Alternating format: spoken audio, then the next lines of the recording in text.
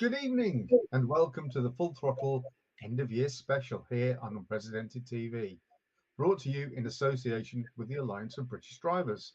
I'm Paul Naylor, Communications Director of the Alliance of British Drivers. And I'm Brian Gregory, Policy Director of the Alliance of British Drivers. Tonight we're looking back at 2025, a year that saw the most relentless assault on British motorists in decades, forced EVs, soaring taxes, crumbling roads, and political chaos that led the anti-driver agenda run riot. And joining us to rip through the headlines is our special guest. Yes, it's the one and the only Lembit Öpik, former MP, motorbike enthusiast, fearless campaigner for driver freedom, and CEO of Unprecedented TV, and might I add, a very poor impressionist. Hello there, Lembit. How are you, sir? Humbug. Oh, great. All right. How dare you? How dare you? If I'm such a bad impressionist, how come you can always tell when I'm doing Ed Miliband? Which I now will do at some point in the show. Oh yeah, we'll look forward to that. As long as you don't let things start blowing in the wind, it's not a good idea after all those spouts. Well, it's a red rag to a bull. You wait now at some point in the next 60 minutes. Absolutely. Okay. Right. So we're cracking on here, and we're into the we're going to do a month by month review of what went on in 2025. So the headline that I've got here is January. It says headline: ZEV mandate chaos. 28% EV force-fed or massive fines. Petrol prices soar. So right out of the starting gates, the ZEV mandate was ramped up to 28%. Was it 22 before? Yes, it was. It was 22 the previous year, wasn't it? Yeah. And manufacturers either had to sell nearly a third of new cars as electric or get hammered with huge fines. And of course, the result is prices on ICE EVs, conventional vehicles, actually went upwards, and they were selling BEVs at colossal losses and suffering huge depreciation, which got a lot of the leasing companies, and still getting the leasing companies, into huge problems because of the rate of depreciation of these vehicles, because private buyers don't want them. Just a crazy situation. Just know what a ZEV is. What is it? What is a ZEV? What is a what? ZEV, a Z. Zero emission vehicle. Thank you. There we go. But I mean, it's a misleading, because there's no such thing as a zero emissions vehicle, because the power that was, that you charge, that you put in it, came from a power station somewhere which emits. Yeah. So they're no tailpipe emissions, but they're not zero emissions. Yeah, and there's a lot more problems in the actual production of the vehicle in the first place. That's probably outputting more emissions than any other vehicle that's produced. Exactly. I have to say, in my experience, when I bought when I leased my latest car, never once did the guy at the car dealership try to sway me towards electric. So I was quite refreshing, actually. So that's why I've stuck with my manufacturer of choice for as long as I have. Yeah. Well, I think if you actually go into the showrooms now, you're going to come under, from new cars, you're going to come under more pressure from the dealers to take at least a hybrid, if not a full battery electric vehicle, because they're sitting on huge stocks of the things. They've pre-registered huge numbers of them, which are then being sold as used, even though they've got delivery mileage on them, and their cash flow is just being destroyed, and they're under enormous pressure to shift metal and lithium batteries. What's your personal thoughts then, Brian? Is it a vehicle that you would ever go for, or is it just something that just doesn't interest you? No, not at all. I imagine that they are extremely boring to drive, because it's just like a supercharged milk float. and it might have regenerative braking and all that sort of thing, but there's no hands-on sort of experience. Even with because of back problems, I drive an automatic now. In the past, I've always driven manuals, and that's more involving still. But even with this one, with the flappy paddles, you can use it to go down the box. Not much point trying to go up because it flicks up through the gears so fast. You couldn't do this fast manually. But at least you've got the involvement of slow in, fast out, and you can set the car up for corners and things. I can't imagine there's any satisfaction with a car that's just got a stop and a go pedal. Yeah. Couple of thoughts. Like you say, it does take a lot of the enjoyment away from driving. Lembit, what's your thoughts? First of all, I'm deeply offended by the second story on the headline.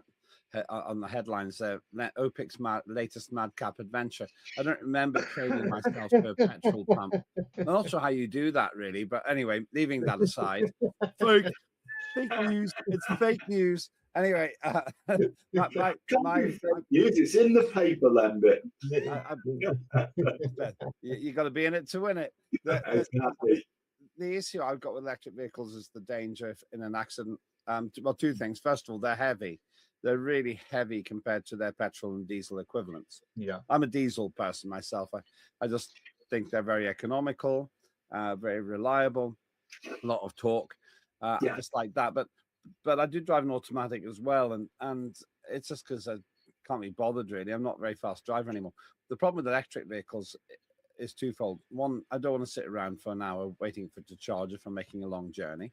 And the second thing is they're dangerous. If you have an accident and any of the battery cells ruptures, you could be poisoned and incinerated, because once an electric vehicle starts burning, you can't put them out.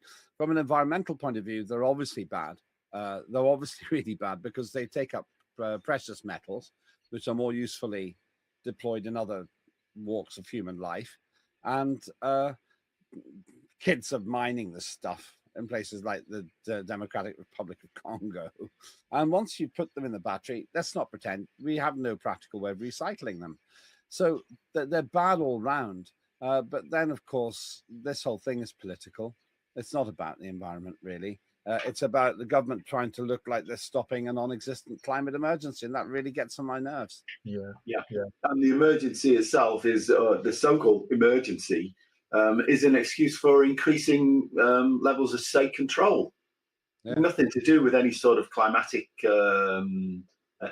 emergency or anything, because there's no evidence from the science that exists. There's evidence, there's positive evidence to show that there isn't a climate emergency. Only idiots like Ed Miliband believe it. Oh, the answer, my friend, is literally blowing in the wind. Got it. I got it in. I can take that out of my head now. But people like Ed Miliband are absolute dunces. If you said to them, why is carbon dioxide bad? They won't give you a sensible answer because they don't understand. So the fundamental, if somebody wants to buy an electric vehicle, fair enough. I got an electric bicycle. That's pretty handy. But so I'm not going to stop someone buying one, but woe betide anyone who makes me have to buy an electric vehicle. I'm not putting my kids in the top of the bomb. Yeah, it should just become a third choice, basically. Exactly. And let people choose whatever technology suits them best, which is what it always should have been. Government should have just butted out and let the industry, the car industry, vehicle industry, work out the best available technology by evolution, as it was with nobody sort of mandated for horses and carts to be stopping the use of them. It was because they were replaced by superior technology. And there's no compelling evidence to me that battery electric vehicles are superior technology to internal combustion engine vehicles. Almost everybody I know who's got an electric car also has a petrol car or a diesel car. And they use the electric car to go on their Ponzi dinner party visits to their friends or down to the shops, which is 6 miles return. But for the long journeys, they use the petrol or diesel because it takes 5 minutes to recharge it as opposed to an hour. I got relatives who came from Edinburgh down to Bristol once, a few years ago, in an electric car. They're well-meaning people, but they had to stop 4 times to recharge. It took them 23 hours. I mean, Yeah.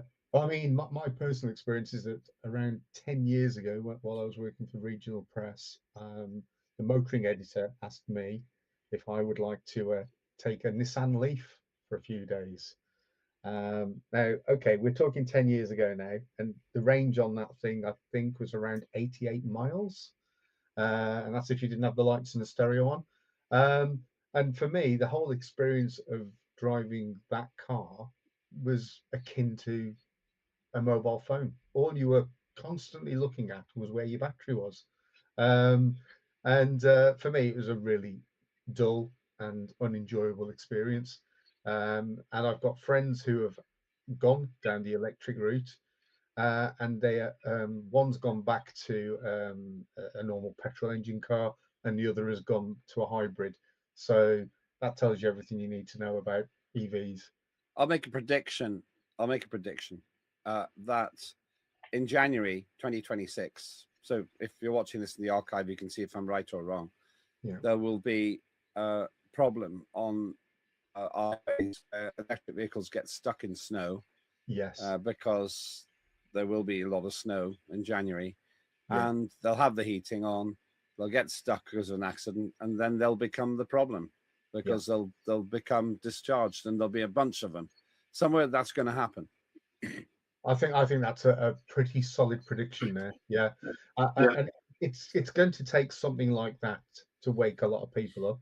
And I've thought this for a long time now, that the scenario of a motorway completely gridlocked by electric vehicles in the snow, it's just a matter of time. And I think you're right. I think the forecast is early January. We're going to get a shed load of snow. So not according to Dr. David Viner of the Climatic Research Unit of the discredited department in the University of East Anglia, who said 25 years ago that our children just won't know what snow is. But I digress. So I don't know whether that impression's any good because I don't know his voice. No, I wasn't. No, I was impersonating myself. I That was an impersonation. That was a damn good impersonation of yourself there, Lembit. We're impressed. Right. Very good, Lembit. He does We better move on. So we're into February now. And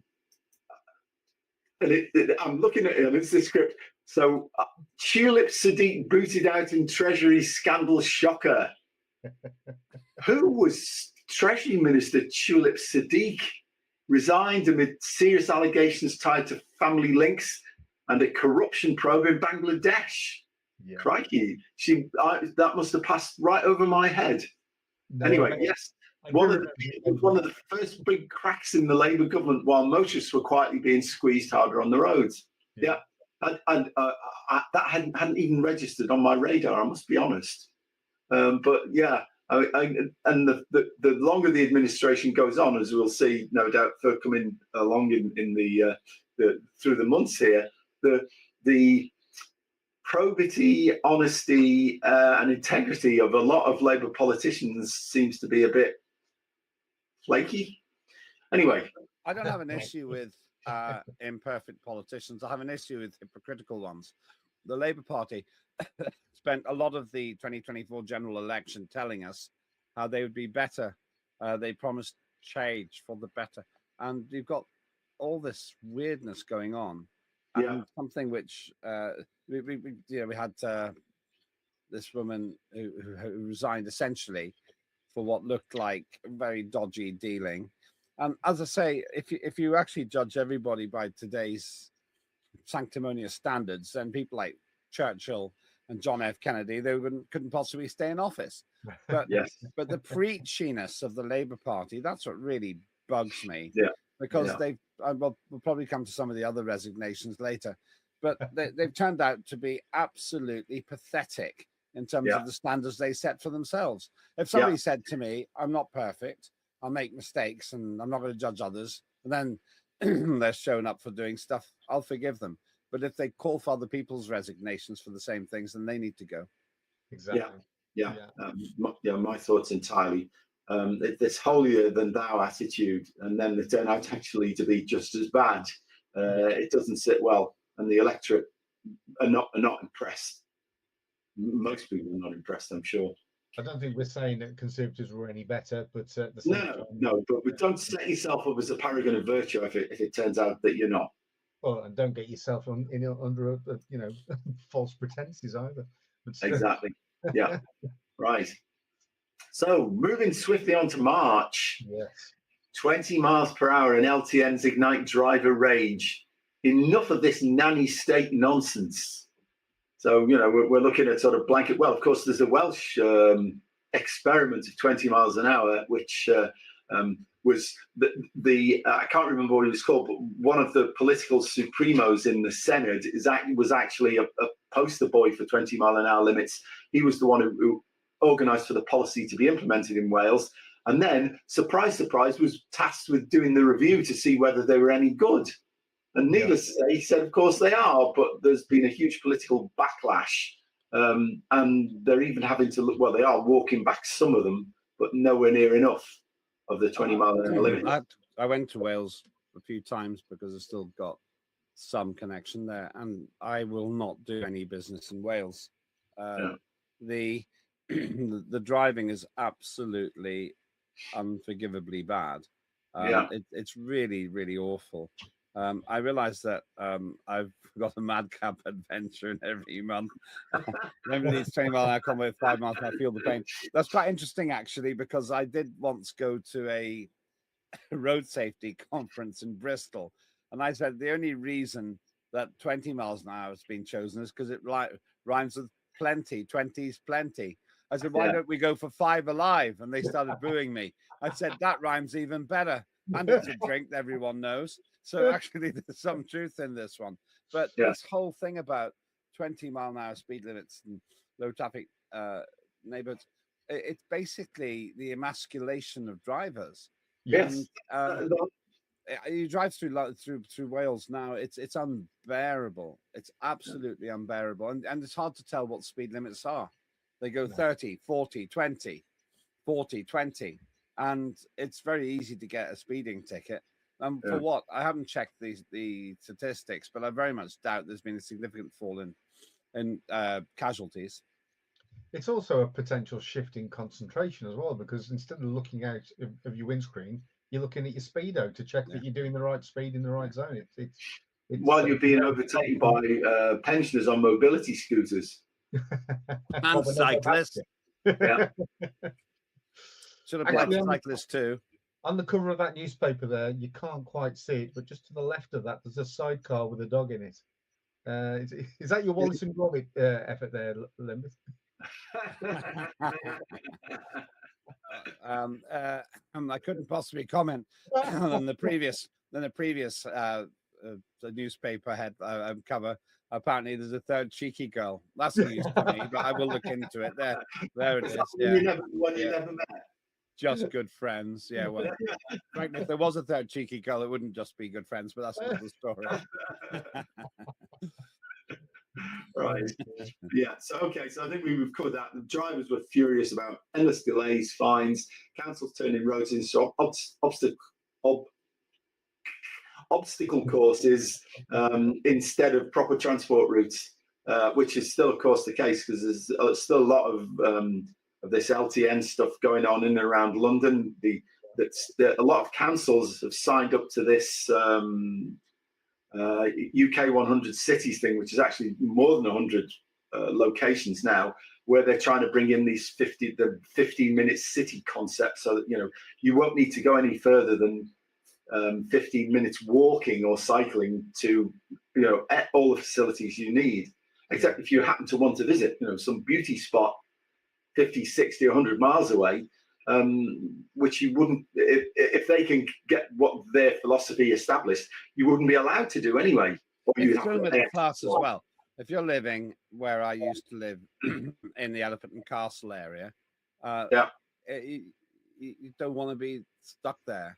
This 15-minute cities idea is a middle-class poncy piece of nonsense by people who live in leafy suburbs or are single and can cycle to their job at Transport for London. But for real people, it's just utter rubbish. It's trash. Yeah.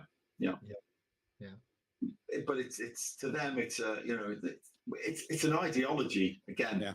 The problem is there's so much ideology that's not based on sound science of any kind, but it's being peddled by it's being peddled by politicians and commuters in central London, in the green blob bubble.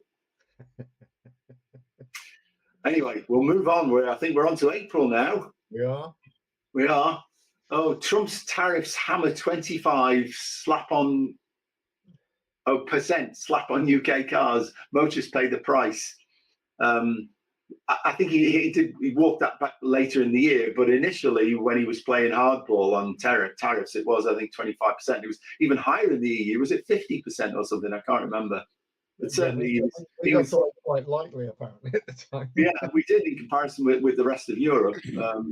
Although I think he's again, that's walking back now because of other issues related to freedom of speech and whatnot. But certainly early on, we were getting preferential treatment compared with all the other, as he saw them, bad guys.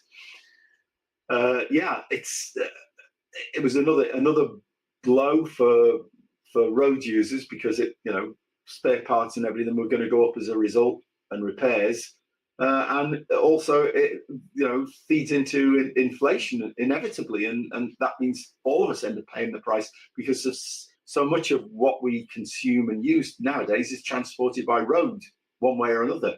Yeah, ultimately.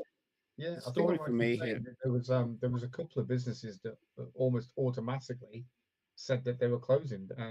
Parts businesses that said can't sustain this, and they closed. Instead of waiting to find out what happened. But strange. The story for me here is that the Keir Starmer has utterly wrecked the special relationship with America. There's no special relationship because we didn't get special treatment. We got tariffs. It's quite obvious that Trump doesn't respect Starmer, nor should he. Starmer is the worst prime minister, I think, in living memory.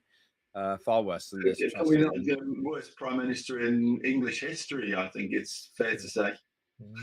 I would agree with you. And he's ruined this special relationship. And so therefore we got stuck with these tariffs. Fair play to Trump, though. He's bringing in hundreds of billions of dollars a year now from the tariffs. If you want to be insular, then that's a good way to do it. But as far as the UK is concerned, the entire motor industry is suffering, and not least because of this conversation we already had, which is this preposterous idea that everyone will have to buy an electric car from 2030. It's not realistic. Even those idiots in Brussels have backed off from that now, but not the United Kingdom. And so we've torched our motor industry. Why would you build petrol and diesel vehicles in a country you can't sell them in? Yeah. Absolutely, and of course the other thing is that we'll never be able to compete with Chinese now, who are importing battery electric vehicles at a loss at the moment, but are starting to look into building their own vehicles in Europe. I think is it Hungary? Apparently the Chinese are now looking to build a factory to build, I can't know, JQs or whatever the hell it is. And then, of course, once they're inside the EU, they avoid the tariff barriers, and then they can just comprehensively brick what remains of the European auto industry. Certainly, if they're forced on to compete on the battery electric vehicle front, because we have no advantages. There's one other irony. Ursula von der Leyen, who's as bad as Keir Starmer, and who seems to be messing about in European politics, failed politician in her own right, moaned about these tariffs, but it's the European Union that tried to put crazy tariffs on imports from China. Total hypocrisy. Back to that hypocrisy point. People don't seem to realize this. And they get away with it because people don't really know who she is, and they don't care about European politics very much. But the whole thing stinks. And if you really believe in a free market, then tariffs by Europe are no better than tariffs by the United States. But since they tried to introduce them, they can't really complain about Trump doing the same thing. No, absolutely. He's just responding in kind, and certainly I think it was more justification for him doing it than for them. The EU. But of course, the problem is none of these the top EU politicians are actually elected. They're appointed and it's a self-sustaining mafia, really. They all have the same views and the same objectives, and they're not aligned with the objectives of individual European nations or individual European nations governments. That they have their own sort of ideology and philosophy, which is again around this sort of command and control approach to things. They think that the more the state intervenes and interferes, the better it is. When in fact, almost invariably, the more the state intervenes and interferes, the worse it makes things. I think fundamentally, you've got Trump and Starmer operating at opposite ends of the spectrum. Trump, who is very pro-America and very much about sort of looking after his own country, and Starmer, who couldn't care less about his own country and go out into the world trying to make himself a throne, amongst other leaders. It's not working. People see through it.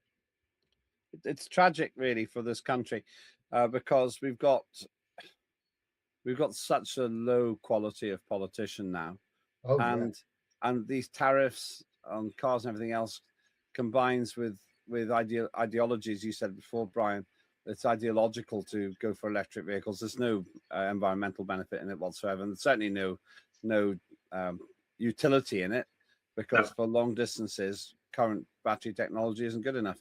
But fundamentally, when you have a command economy, when you start telling people what they have to do, you've lost all track of what a free market is. So then we don't have a free market country now. We have Rachel Reeves, who hasn't got a clue what she's doing, who had a dishonest CV, and apparently wasn't the chess champion when she claimed she was a chess champion.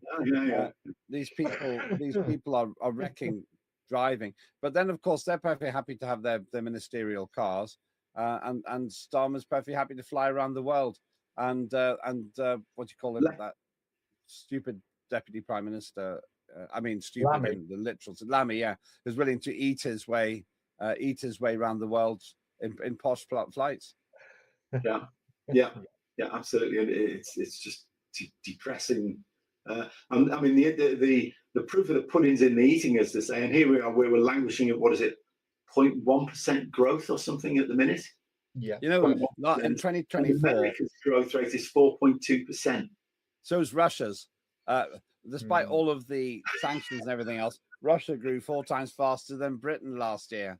I did a little survey on X, and by an overwhelming majority, people preferred Putin to run Britain than the current sham government. I'm not saying it would necessarily be a nicer place, but it would be run more efficiently, I suspect. He's a proper leader. Like him or loathe him. And he's a nationalist. He's very pro-Russia. And he's not woke. No. You wouldn't have rainbow posters all over the Moscow underground. No. We do have here Sadiq Khan. Terrible. Anyway, yes. I'm angry now. I was angry before. I'm even more angry now. Not because there'll be some other fatuous headline about me in the next. I think that must be a cue to move on to May then. Headline, this is a good one, this. Ukrainians charged with arson blitz on Starmer's homes and car. Well, Starmer's ex-homes and cars.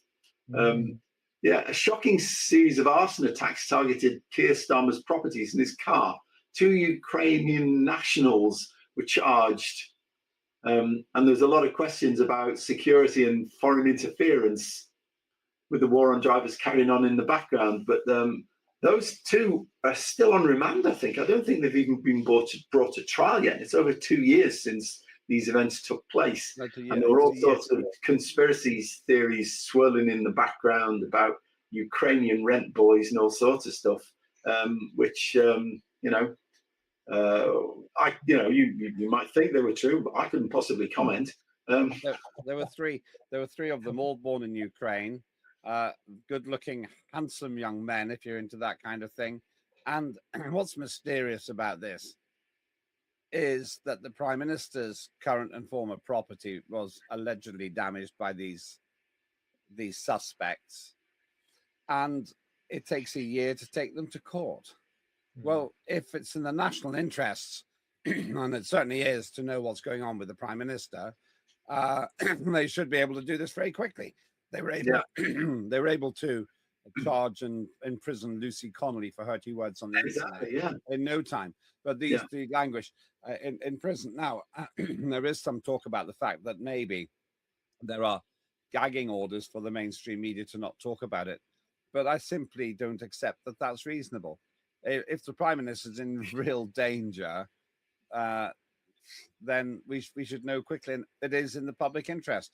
And here's the problem, as you say, there are all kinds of rumors swirling around. I'll tell you a very funny joke about it after the show. I don't want to say it on air. And Starmer looks ridiculous, frankly. He looks ridiculous because of all the joshing and mocking at his expense, because we don't know the truth. That clearly suggests that if we did know the truth, that would be even more embarrassing than all the mocking and the rest of it. Well, you know where I'm going with that. Yeah. To jail with the rest of us, probably.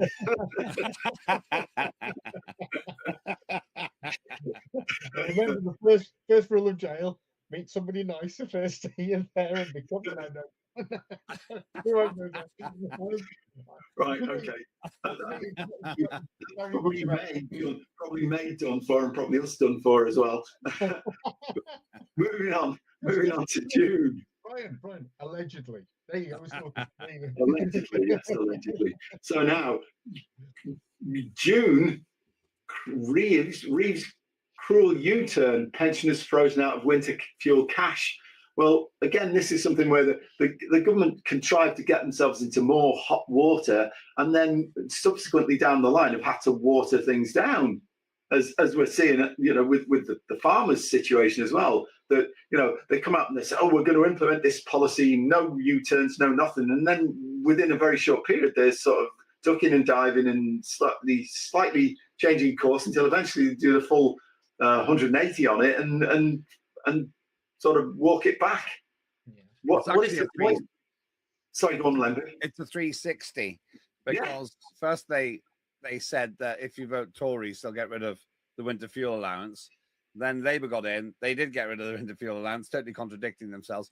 And then they got rid of getting rid of the winter fuel allowance. And that I may indeed have delivered coal to Downing Street, as the subheading says, but there would be an irony. Certainly, Starmer only deserves coal for Christmas. Actually, he deserves nothing because he is an atheist. Yeah, well, he can eat the coal.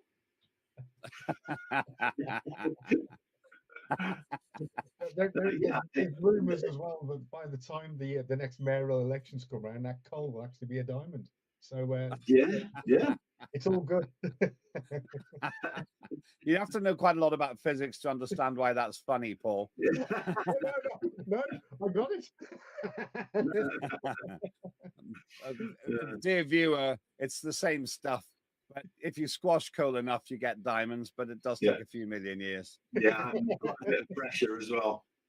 I don't think rubbing it, intensively would actually. You're talking about Keir Starmer again. No, it's talking about the time to make diamonds. Although I think all you succeed in doing is getting black hands. Anyway, moving swiftly on, I think we're into July now. Beautiful July. Yes. UK car factories face 15% collapse, blaming EV mandates and trade war. And I mean, I think if you look at registrations now, and the SMMT, Society of Motor Manufacturers and Traders, they warned there was going to be a 15% reduction in British car production. It's more than that now, isn't it? I think it's gone way beyond that. We're now making less cars than we did in the 1950s, I believe. And I think it's hardly surprising because the Labour Party's done all it can to wreck our industry. And I have to say the Tories are responsible as well. One of my frustrations has been that the Labour and the Conservative Party, and the Lib Dems, I mean, these three jokers are all obsessed with punishing us for wanting to drive petrol and diesel vehicles. And for back to that climate hoax, there isn't a climate emergency, and human beings can't really affect the climate. So the whole thing's based on a false premise. The enemies of the West must be laughing all the way to the bank, because we haven't actually stopped making cars. A year with the highest oil at the time of broadcasting this show, oil usage was 2024, but I bet you it'll be 2025 because third world and second world countries want what we've got, and the best way to do it is with hydrocarbon fuel, and it's just as well they're doing it because carbon dioxide's our friend. But all of this is harming, all this stupidity is harming our motor industry. Yeah, absolutely, and our total economy, because and we've all seen the charts. There are no high energy cost, high growth, high living standards economies in the world. All the subsistence economies are based on having low energy availability and high energy prices, which is where we're heading towards. It's an absurdity, way of life, isn't it? Yeah. The worst thing about it is that we're making structural damage to our economy that we can't undo. Yes. Because all that's going to happen is the motor manufacturing will be exported, and people aren't going to say, oh, well, the Labour Party's changed its mind, now we'll go back. They'll say, well, we're here now. We've left now. And really the biggest beneficiaries are currently China and will be India. India is massively underestimated on this. And if Russia's smart, they'll start doing stuff because the Ukraine situation will get resolved. And due to our own stupidity, Russia is now essentially one of the shining lights in the triumvirate, Russia, China, and India, in terms of the new industrial axis for the world. And they'll make the cars because they're not worried about CO2. And when you hear China saying that they'll at some point move across to cleaner energy, why would they? They don't need to. They're number 2 in the world in economic size, but number 1, as far as I can see, in terms of manufacturing already. And then we buy their cars. It's as if the CO2 just stays in China when they make these cars. It's ridiculous. Well, I mean, we've got a hugely service-based economy. So basically, somebody that works in Asda on the tills then goes and spends their money in Wetherspoons, and that's it. And that's cyclical. And in terms of actually manufacturing anything, I mean, we were already struggling as a manufacturing nation, but to put all these extra obstacles in the way is just crazy. And all we're doing is making these other countries richer, and by having this virtue signaling idea that we're going to sort out that and go to net zero is absolutely ridiculous. We will, if I put in a drop of cordial into a full glass of water, it's going to make it slightly opaque. We're not going to do anything. It's ridiculous. But what can we do? Well, you look at the energy consumption and the consumption of coal and stuff like that. The developed world's going like that, and Europe and ourselves are going down the way. So our influence is actually decreasing with all of these crazy climate policies because we're absolutely folding our economy up. It's a basket case virtually now, and all of the prime manufacturing is moving to, as you say, to the sort of Eastern axis. India, China, Russia. And they're just cleaning up because they'll just keep burning coal. China's building coal plants are still, I think, at 1 a week, and they're using supercritical combustion. So actually, the emissions are quite clean compared with conventional power stations. But it's coal nonetheless.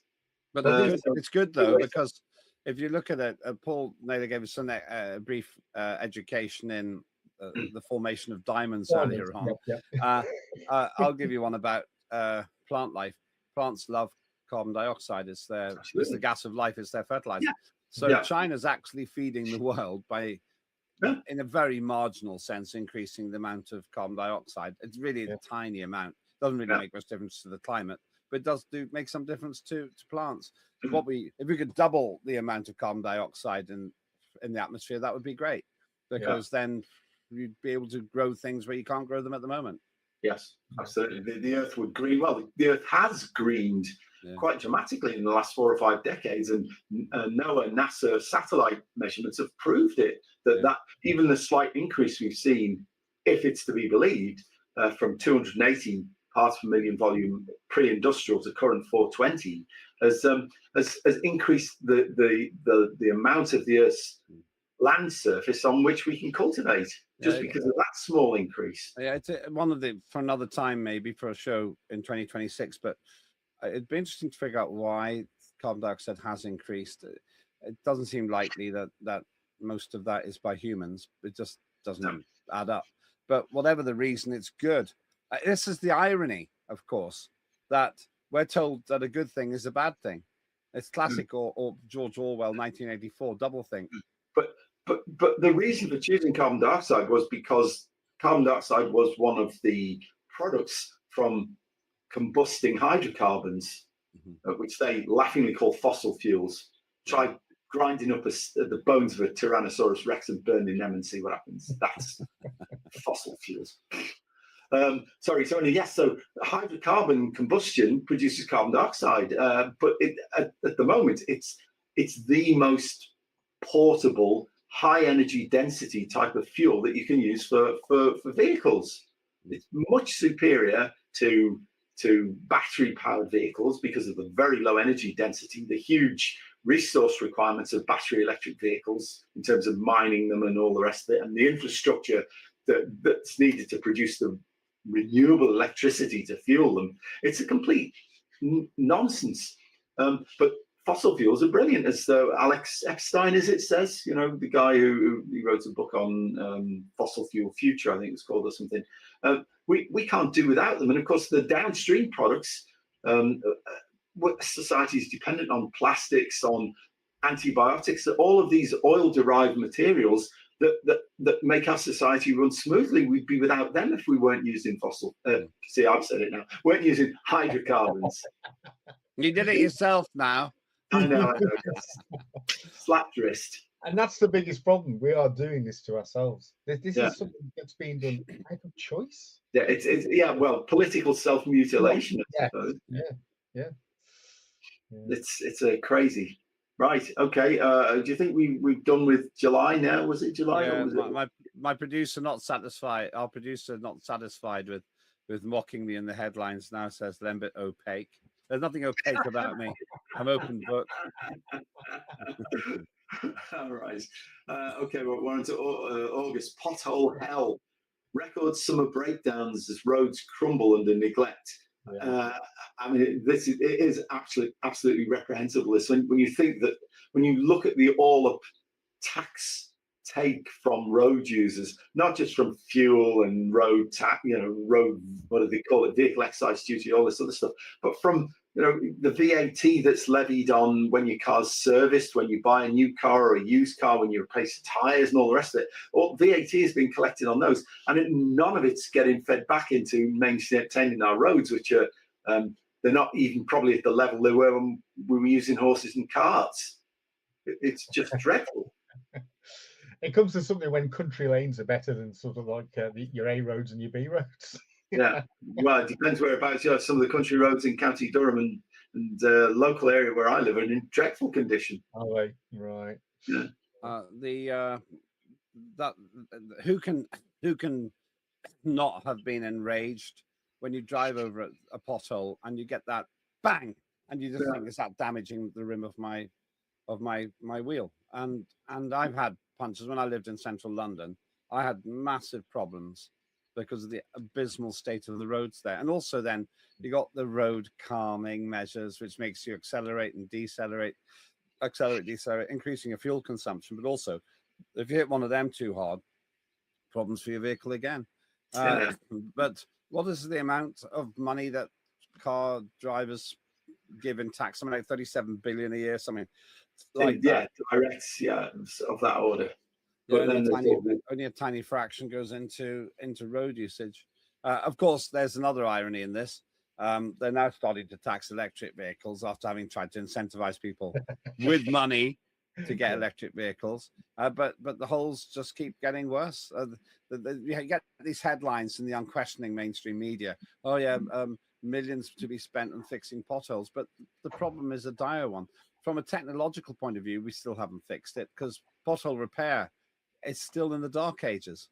Yeah. And the councils are struggling with what was the last I heard of £16 billion in repair backlogs or something. It's absolutely crazy. Much more than actually gets fed into road. I think roads get about 7 to 10 billion maybe out of the 50 billion that's levied in total. I think roads get about 10 billion, and that's right across the whole country. And of course, our road network, really, in comparison with a lot of European countries, we don't have a lot of roads. We certainly don't have a lot of major roads, motorways and A roads compared with, say, Belgium or, if you look at the kilometres of motorway and A road per 1,000 kilometres of country roads, land surface. We're in the middle, I think, or towards the bottom of the pile. And then people wonder why we have all these congestion problems. I mean, they keep arguing, oh well, if you build roads, people will use them. They'll only use the roads if they're going from places where people want to get to and from. I mean, like the M6 Relief Road, that doesn't get used that much because you have to pay a toll to go on it. And most people would rather sit in congestion on the main M6 itself than use the toll road. Yeah. I think the thing is that a lot of people would expect that fines for speeding, faster than you should go and getting caught speeding, and tolls. I think a lot of people would expect that money is then plowed back into your roads and your infrastructure. No, it's going to all the speed awareness course providers as well, where they're siphoned off. It's another self-perpetuating bureaucracy, which is of course why there's the constant pressure to reduce speed limits even further. Because the more people you can track with unreasonable speed limits, the more money it is for the course providers. And going back to what we said earlier about changing it constantly, so it drops from 30 and then goes up to 40 and then back down to 20. And it just makes it impossible for people to keep up with it. Yeah, absolutely. And I mean, essentially, because it's been devolved to local level, you've got different local councillors with different agendas, but all of them seem to follow the route that, it must be safer to go slower. Even when you look at the science, if you look at the Solomon curve, actually, it isn't the slowest drivers are actually the ones that are involved in the most accidents. Yeah. Because nobody's expecting people to be driving that slow.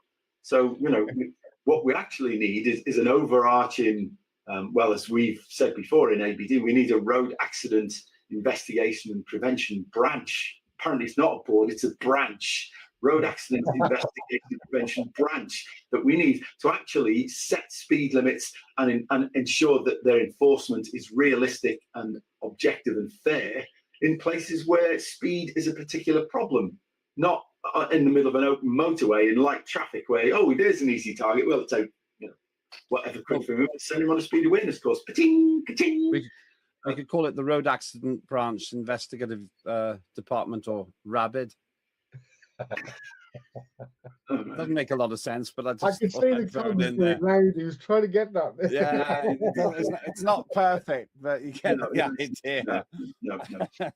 Anyway, back to what we were talking about was roads infrastructure, and we were talking about potholes and state of roads. But the other thing, of course, is councils and being encouraged by central government, not just local councils, of building miles and miles further of cycle lanes, which even the cyclists don't use themselves, so they can jam all the rest of the traffic into a smaller road space and create even more congestion. The irony here is, if you go to developing countries like China, they're getting away from bicycles. They're moving to powered vehicles. Yes. And if you go through London on a rainy day, you got miles and miles of empty cycle lanes, for example, along the embankment of the Thames, and total gridlock in the roads. In fact, London is the most congested capital city in Europe now, and it's because we've got complete plonkers in charge of the policies, and it's just ideology. Who seriously cycles to work if they live 20 miles away? They don't. No. And it increases the risk of prostate cancer if you do. Yeah, dramatically as well. Yeah. Well, people don't know that, but there's a man called Hamer did some research into this, and something like 6 times more likely to get have prostate cancer if you cycle a lot. Yeah. And we actually contacted him and said, "Is this true?" He said, "Yeah, I'm not explaining the causality, but there is one." Yeah. Wow. Yeah, it's really serious. Yeah.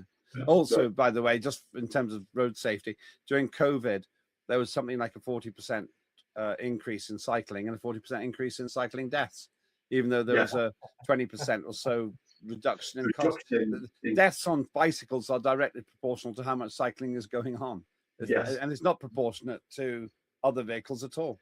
No, well, and I think there is a mentality among cyclists, or a proportion of them, that they're entitled to do absolutely anything. And there's a guy called Edis is his moniker on Twitter, and he shows all this stuff in London with cyclists just running amok, going through red lights, just in droves, not just one or two. And then, of course, there's these floating bus stops that they've put in loads of places in London that are terrible for blind people, because you watch it and the cyclists have no intention of stopping for somebody. Well, they may not know they've got impaired vision. That's not the point. You shouldn't be riding like Evel Knievel on a public road. Evel Knievel, that dates you. Evel Knievel was a motorcycle stunt rider who had a great name. I remember him well. And I had him one Christmas on the wind-up thing, and off he went. Brilliant. He had quite a lot of broken bones as well, I seem to remember. Well, yeah, it's not the safest job. Ask poor Eddie Kidd, who really damaged himself. Yeah. I mean, if you're jumping over 6 buses on 2 wheels, not smart, really. No. I think most people just get on the bus, really, rather than try and jump. Anyway, that's by the by. Okay, so I think we've done August. Its due level of attention there, and we're on to September, and this is when Angela Rayner resigned in disgrace. I mean, and she's not the last, not the first rather, and certainly won't be the last. But I mean, a number of Labour politicians have been forced into this position by, how can you put it, protocol violations or something? I don't know. Well, I call it hypocrisy. She's in charge. She was in charge of housing, and then she broke her own rules. Once again, if she'd simply said, "No one's perfect. I've never preached to anybody else. I'm trying to get a good deal," you might just about maybe be able to get away with it. But it's because it was so blatant, and she was doing exactly what the sort of thing was that she used to condemn the posh Tories for doing.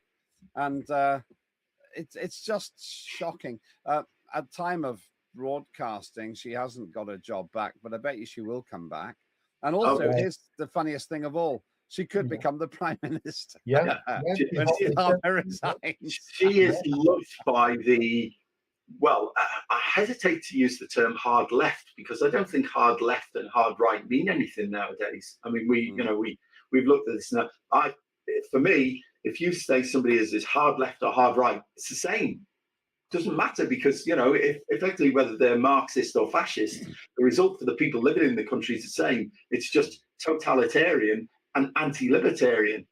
So which she is certainly the hard anti-libertarian tendency in the Labour Party. Really love her. So yes, she is a big threat. Well, except she's so incompetent that I think that it would make Prime Minister's questions unmissable, in the same way that David Lammy makes Prime Minister's questions unmissable because he's so bad. But yeah, she lost her job, and she'll be back because the Labour Party just cares about itself. Yeah, absolutely. It doesn't care about honesty and ethics and stuff like that. That's the plebs to worry about. They used to. One thing I'd say about Jeremy Corbyn, and certainly his brother Piers Corbyn, is very smart on climate. Absolutely. Real Corbyn is, Piers Corbyn's very smart. And Jeremy was principled, but you can't see any of that with the current shower. No. no, they flip and flop more than a pair of those shoes, you know. I wondered where you're going with that there. It sounded rude for a minute. No. But they do. They made so many U-turns and flips and flops that you can't trust anything they say. You know, we've got no plans to do that at the moment. It means we'll probably do it tomorrow or the day after. Yeah. It's really, really bad. One thing that they do try to be smart about, though, is that they are trying to create their own voting network by appealing to people that don't want to work, by giving them all the benefits that they should be given. So where Labour were once the people of the party for the working class, they're now the party for the non-working class. And yes, very much so. Yes, yeah, and it goes back to that old Tory poster: "Labour's not working." Yeah, Labour voters aren't working. They're not working because they're all on benefits that you set up for them. Yeah. While working, genuine, industrious, hard-working people are penalised in effect. Yeah. I can't remember. I saw an article somewhere. It sort of said that if you had, was it 3 children? I think you could end up with like 40 odd grand or something in your hand, not taxed or anything, compared with actually going out to work. You think, well, why does anybody go out to work under those circumstances? You know? And who's more likely to have 6 kids? People that are hardworking or people that don't go to work? Yeah, because they know they've got to bring them up. They've got to get them. Well, the reason they lifted the 2-child cap is because it seems obvious to me, because they're appealing to their voting base. Yes, and so the budget, which we might come to, was all about increasing benefits, and once again Reeves lied. He's absolutely unbelievably bad. And was not really taken to task for it. I mean, you know, is it not? I thought it was a huge breach of parliamentary protocol to lie to the House, which she's done it on it's a two occasions. sackable offence, but she keeps getting away with it because the problem is we don't have a proper opposition either. The proper opposition would have her out of the way by now, but Starmer's so closely connected to Reeves that when Reeves goes, so will Starmer, or when Starmer goes, so will Reeves. Yeah. And we'll get some genius like Rayner about me. Ed Miliband, absolutely. Oh, great. Yes, I think we've covered that. And in the background, and it says on the script here, I can still read it, it says, more evidence of a government in disarray while anti-motorist policies kept rolling out, which they are in the background all the time. And at the moment, there's none of the main political parties grappling with this and realizing that if they actually supported 37 million vehicle users, that might actually be a very, very successful ticket in terms of attracting voters. Yeah, but they don't do that calculation, do they? No, not at the moment. Anyway, we're on to October now. Miliband's net zero nightmare, eye-watering costs slam drivers and bills. I mean, and it's only recently, I think, that the Starmer is now starting to join the EU, go back into the EU's energy policy regime, which will crucify all of us because we'll be tied to their crazy net zero rules on emissions for everything, not just emissions from power stations and stuff, but emissions from cars, emissions from your gas cooker, you know, emissions from your central heating system, and they're all going to be subject to targets in terms of reductions. So, you know, as you reduce energy consumption, you reduce living standards. So, you know, all of our economy, all of our living standards are going to gradually swell down the plug hole. And he wants to bury £22 billion worth of carbon dioxide. There's a very good little, I can't say it on a family show, but there's a very funny cartoon where he's got Ed Miliband with a speech bubble saying that he's going to bury £22 billion worth of carbon dioxide. And there's a tree with a speech bubble. I'm paraphrasing. I do that for free, you silly sausage. Yes. Yeah. Don't talk about the sausages. Yes. Miliband is unbelievably over promoted. He just hasn't got a clue about climate. And of course, they all fly over to their little climate conferences in places like the Amazon, where they knock down part of the Amazon to build a road for the climate conference. Yeah, it's just stunning. It really is. Yeah, I don't remember him being like this first time around when he was the leader of the opposition. I don't remember him being anything like he is now. because Labour Party wasn't as stupid as it is now. Yeah, What one thing that I learned when I was in human resources in a big company was that bad managers very rarely promote people who are better than they are. So yeah, we got Keir Starmer. Yeah. And if he's the intellectual limit, he's going to have people who are far worse than him. yeah. And that's what's happened. And Miliband is ruining the country, really. I mean, yeah, the madcap adventure there, Power's House of Hamster Wheel, well, not far from the truth. Will Hamster Wheel read solar panels, which I mistakenly bought years ago, worst investment I ever made, Yeah. and heat pumps, which keep your house at a cold temperature. All of this is nonsense for the reasons that we already discussed. Yeah. We're ruining our economy, freezing our old people, wrecking our energy bills, and just to be sure, of course, some idiots from Ukraine, or essentially from the West, blew up the Nord Stream pipeline, so we can't even get cheap gas from Russia. Yeah, not even indirectly. And No. added to that, we have the Norwegians have discovered enormous new resources of gas in the North Sea adjacent to us. So we could tap the same oil field from a slightly different location, and we'd have an enormous amounts of gas that we could use to power stations, if we had any, that weren't about to be demolished, and produce cheap energy for domestic and industrial use. Because as it is, we have far and away the highest electricity costs and energy costs in the world. Never mind the European Union. We should be using coal. We're using coal anyway because China uses coal to build the stuff that we don't make anymore. Yes. We've got a layer of coal underneath our feet, and it has the added advantage of releasing carbon dioxide and making the world greener a little bit. Yeah. And with modern technology, we could do it so that the other emissions are curtailed. And the only major emission would be carbon dioxide, which is great. The only real issue with coal is you get a bit of acid rain, which isn't great, but you can deal with that, and it's not that hard. You can scrub sulfur dioxide out of the emissions. Yeah, you can't. And if you can get that out, let the carbon dioxide do what carbon dioxide does, which is feed plants, and let the coal do what coal does, which is power our economy. But no, we're going the opposite direction. It's unbelievable, actually. Viewers might be surprised these things, but if you are surprised, dear viewer, that just shows how utterly propagandized our society has become. Carbon dioxide is our friend, coal is our friend, gas is our friend, oil is our friend. Yeah, absolutely. Rather than our enemy, which is how the enemies of progress. I mean, these people are the sort of the new Luddites, who try to cast all progress as bad, when in fact it's been anything but. The last 100 years or so, living standards have enormously increased in this country, and so has life expectancy. It's doubled. A hypocritical Green London Assembly member proudly announced to my friend Keith, "I only allow myself one flight a year."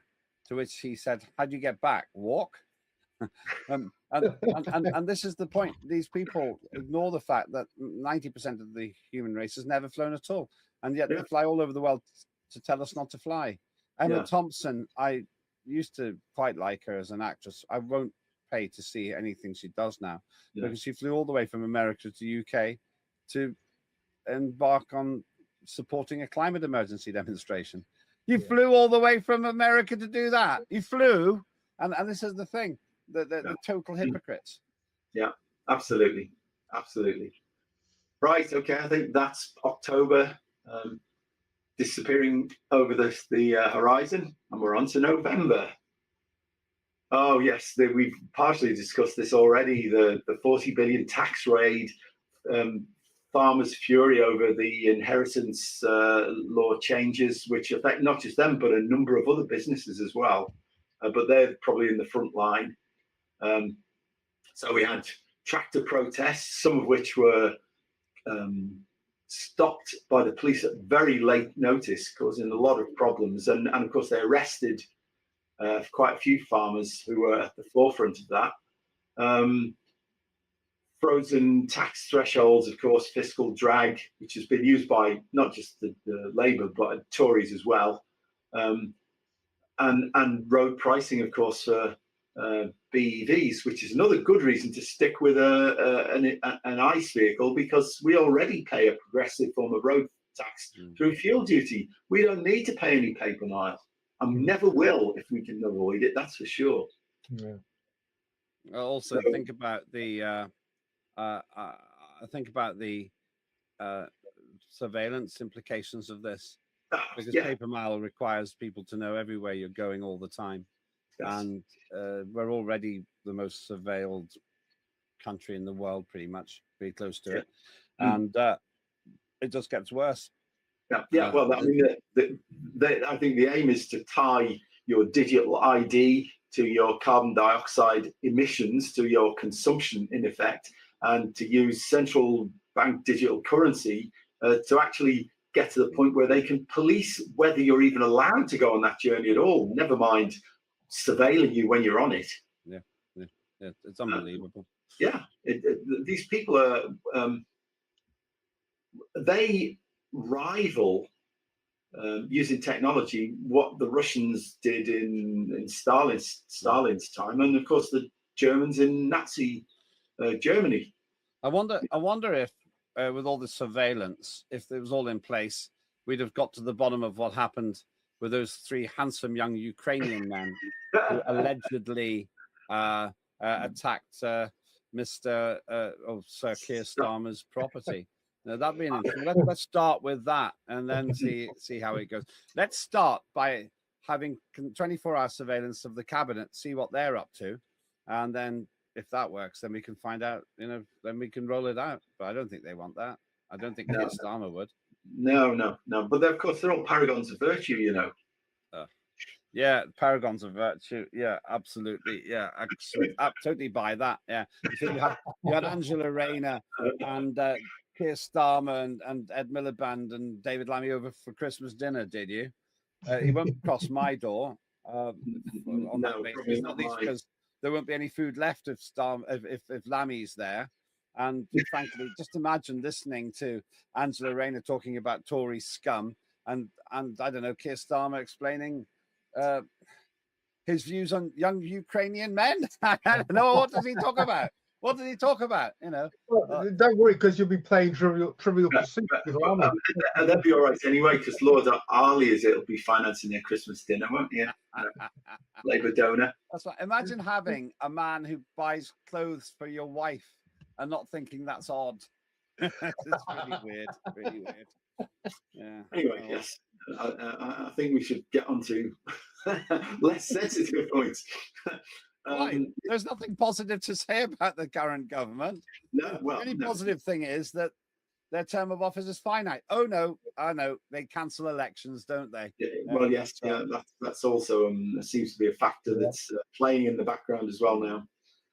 Okay, so do you think we've done November? It's due.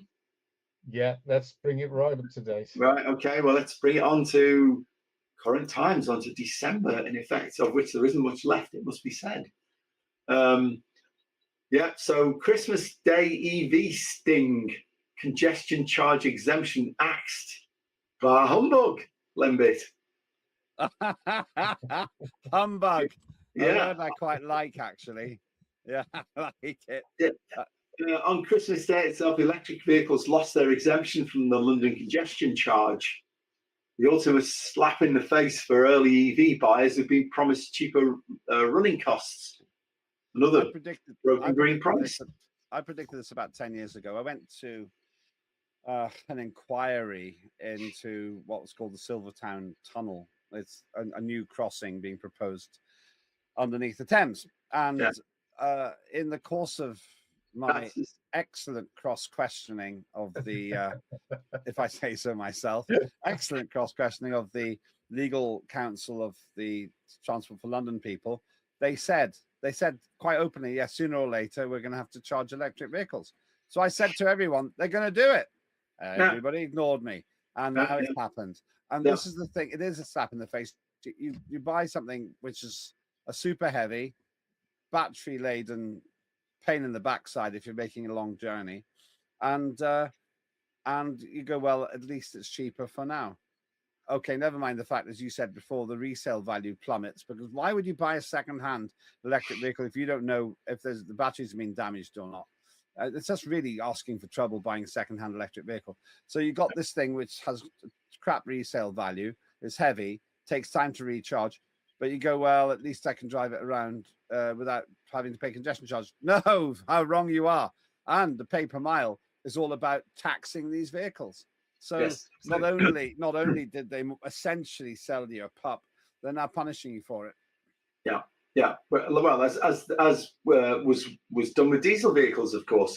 We were all at one stage exhorted to buy diesel vehicles because the carbon dioxide emissions from a diesel vehicle were lower than those from petrol vehicle. But of course, there were other emissions which mostly have been dealt with by technology now. So diesels are very clean, but nonetheless, we were at that time we were being sold something that was actually going to make air quality worse instead of better, because the vehicles weren't equipped with selective catalytic reduction and things like that as they are now.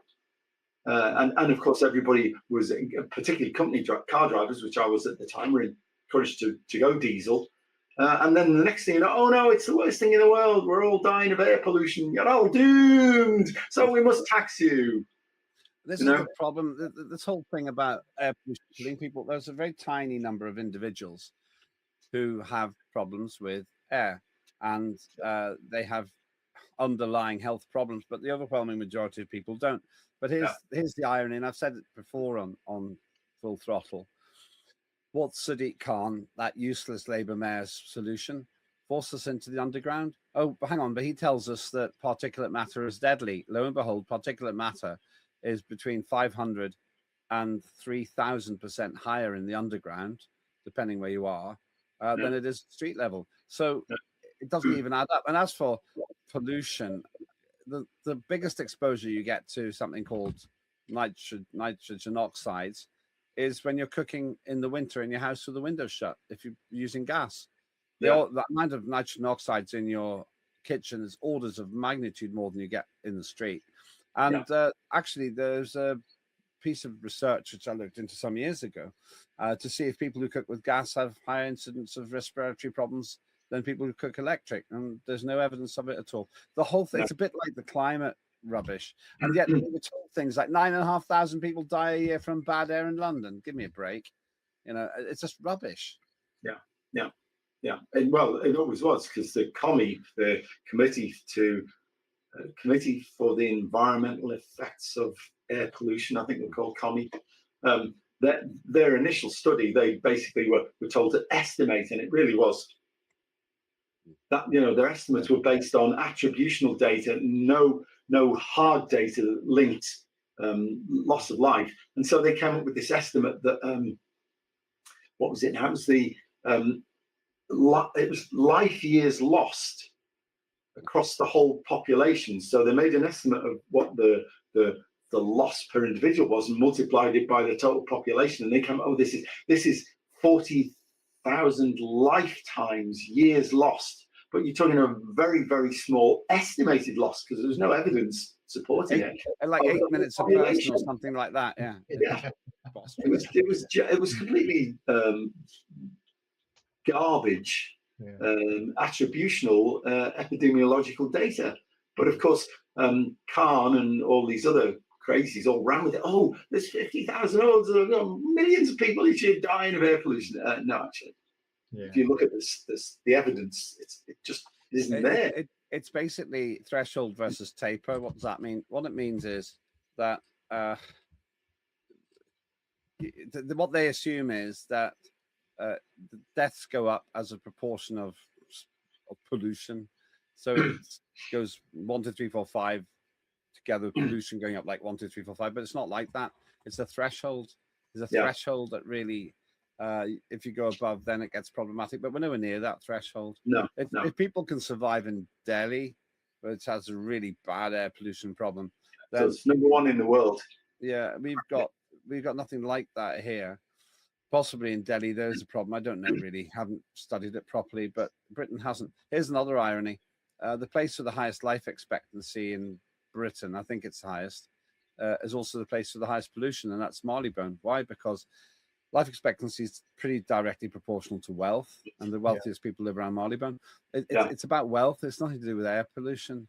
The place with the second lowest, the place with the lowest air pollution in terms of the way that they measure it, particulate matter, I think I looked at, is some island in Scotland, and it hasn't got particularly high life expectancy. The second lowest is in Fermanagh in Northern Ireland, once again lower than average life expectancy. It's about wealth. Wealth makes you live longer. It does. Yeah, absolutely. And as a result of the wealth, your consumption patterns, what you eat, all those sort of things they're all interrelated with the living standards. And as you say, it's wealth and living standards that have a much higher, much stronger influence than air pollution or anything else. Certainly in current sort of major cities here in the UK, and there's loads of evidence from people who actually worked on the science of air pollution. There's a guy called John Lamb in Scotland who obviously worked on this, and his evidence shows there was no real justification for putting any of the ULEZ zones in, because putting them in didn't do anything to improve the levels of pollution, and hence didn't do anything to improve public health. All they did was, again, raise money for local councils and government. So yeah, it's just all smoke and mirrors. It's rubbish, actually, I think is the phrase you're looking for. Utter total twaddle. Somehow we've managed to leave the age of reason and end up in an age of ignorance. Yes, very much.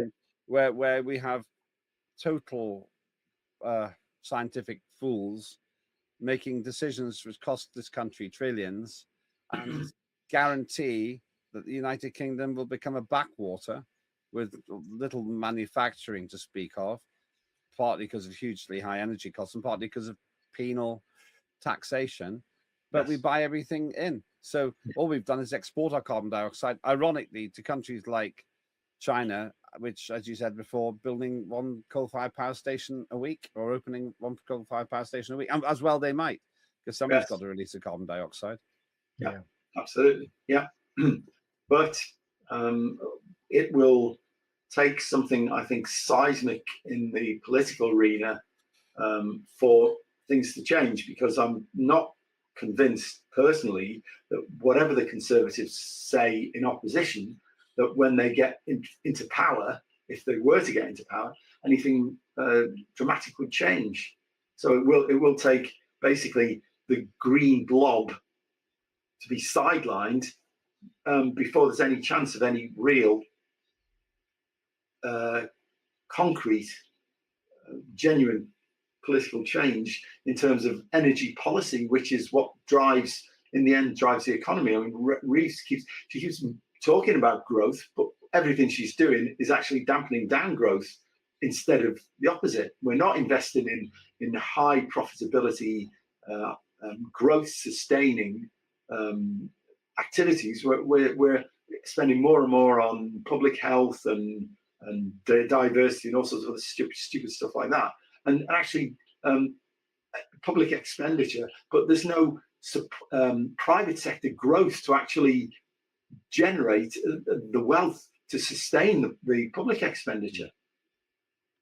This has been really depressing as a program, but you're right. At least we are making honest observations, and one of the good things about unprecedented TV is we put it all in the archive and we can look back in a year or two and see what's happened. But one thing's for sure, this country is on a collision course with disaster, where we buy everything in, having invented a lot of modern manufacturing, having invented a lot of things, especially in aviation and really advanced stuff. We've exported it all and we buy it back in, and it's heartbreaking. The country that built Concorde is now having to essentially buy in a very large proportion of the things that we need, and we've got a government that doesn't understand this, run by ministers who haven't run businesses.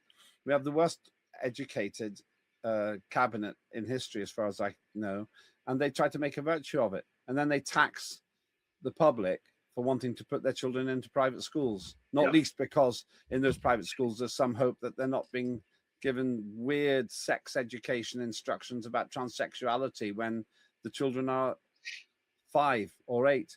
Yes. And while these things are important for a very small proportion of the population, I do not accept that that kind of thing is helping this country dig itself out of an economic hole that it's got into. And then you've got people like what you call it, Angela Rayner and David Lammy thinking they could be prime minister.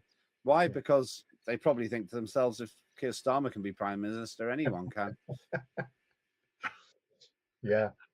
But the problem is that almost anybody would, well, with a few exceptions we've already mentioned, almost anybody else would do a better job than Keir Starmer.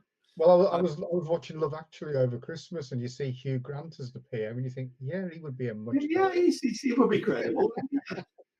Yeah. He would be, and I can't help watching it either. It's a really good film, and you think to yourself, you've got Hugh Grant as the prime minister. You got is it Kevin Kline was a great president in some film, and you think, why can't those people be in charge? Why can't actually Ronald Reagan? Well, in a way, Donald Trump is a bit like that because he doesn't fit the mold. And to be a bit expansive, I would say that Viktor Orban in Hungary is the real deal. He describes his colleagues in Europe as stupid, or at least their decisions are stupid. And then you've got weirdos like Mark Rutte in charge of NATO. There's this cabal of underqualified incompetence making huge life and death decisions while this country falls apart. If you take a step back from what Full Throttle's all about, essentially, as far as I can tell, this program is about saying, let's have common sense policies for ordinary people. And those ordinary people don't like to pipe up because they feel a bit like they're going to be pariahed if they say, oh, there isn't a climate emergency. And that leaves it for us to say it for them. It's the same old problem, isn't it? It's the silent majority. It's easier to pipe up and say, well, actually, I don't agree with any of this. There isn't a climate emergency. And there isn't. It just isn't. It's all based on lies and inferences and exaggerations. None of it's based on sound science. Well, at the time of broadcasting, the United States has been, a lot of the United States has been blanketed with huge quantities of snow. And you just think to yourself, when that idiot David Viner said, our children won't know about the snow as well, then they've obviously not been to America or January 2026 in Britain. And we just need a dose of common sense. Why don't you two stand for Parliament? Thing is, we come as a package. Yeah, that's right. Yeah, it's a bit like Morecambe and Wise, you know. Well, we are. Or the two Ronnies. Yeah. The two Ronnies. Yeah, it would be interesting because they'd be in the inside. You could find out what happened with those mysterious Ukrainian, those handsome young Ukrainian men accused of damaging Keir Starmer's property. Get on the inside. The public deserves to know. We need to terminate this now. This is becoming a bit of an obsession of yours. Anyway, I think we've done a review of the year there. So maybe we should say a thank you to everyone who supported Full Throttle throughout the year. To all our viewers on Unprecedented TV, to the members and supporters of the Alliance of British Drivers who never stop fighting, and to everyone who's watched, shared, and joined the debate. And it's a good you're backing you guys means the world. It means the world to us and keeps us fired up. Yeah. Thank you very much, everybody. Wrong one. That way. Over to Paul. The orbit at the end. Yes, exactly. Yeah. So so basically, reiterating what you said, Brian, it's a big thank you from us. Should we do it two Ronnie style?